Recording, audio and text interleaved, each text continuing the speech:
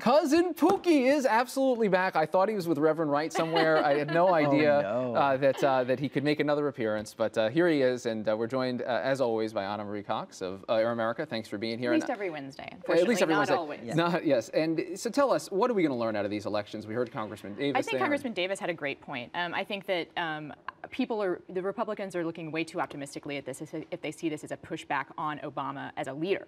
Actually, I think one of the problems here is he's not leading enough, right?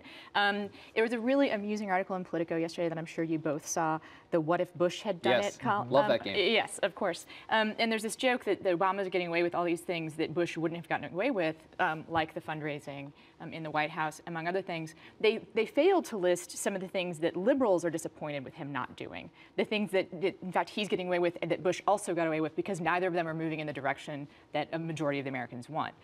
So, you know, I think that the idea that it's a check, that it's a wake-up call for Democrats, which of course obviously is how they're looking at it, it's certainly a wake-up call for creative. But Bush couldn't get away with deviating from his base all that much as he tried on immigration and elsewhere. It was tough for him to do it.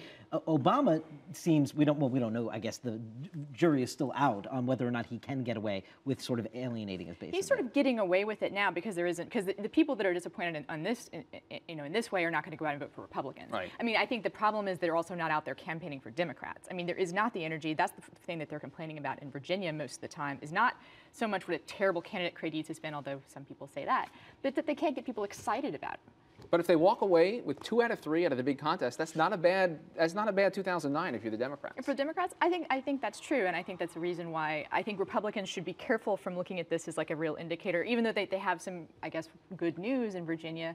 Although, as Representative Davis pointed out, I mean, this is part of Virginia's cycle. Right. Virginia's being Virginia here. There's not a trend. I do think, and our colleagues, Amy Walter and her colleagues at the hotline the other day made this point too, that if those 2 contests for the Democrats come with victories that only have them at about 40% or 41%, it shows you that there is, this is not all the energy and support and majority behind these Democrats. Right.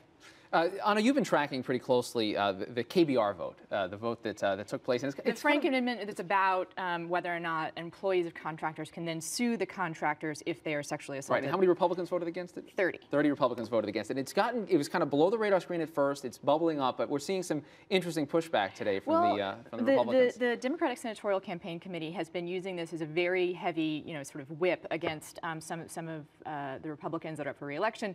Most pointedly, David Vitter, who has his own sort of female problems that have been well covered, and they've actually gotten some pretty good buy-in from editorial boards in Louisiana. The Democrat there, Charlie Melanson, just launched this web video with the DSCC's Exactly. help. Yeah, essentially accusing Vitter of being pro-rape, which is, that's campaign rhetoric.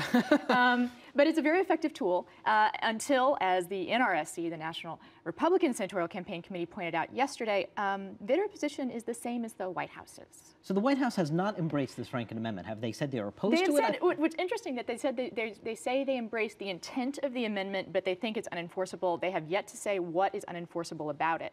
And the people I talked to on the Hill say the only thing that they see that could be an issue for people that are against this amendment is the inclusion of a Title VII provision, which would allow these employees to sue the contractor firm itself rather than just the other employees. But that's the whole point of this. Right. And this is another area where people are serious about this. I mean, if you believe in this, well, there's an actual face on this bill. Yeah. I mean, there's a woman a 19-year-old woman who was raped and then kept in a cargo container for days in order to keep her from communicating with authorities. Right. It's pretty tragic and very serious, and I can't believe the White House isn't out in front on this. Anna, when's Halloween again?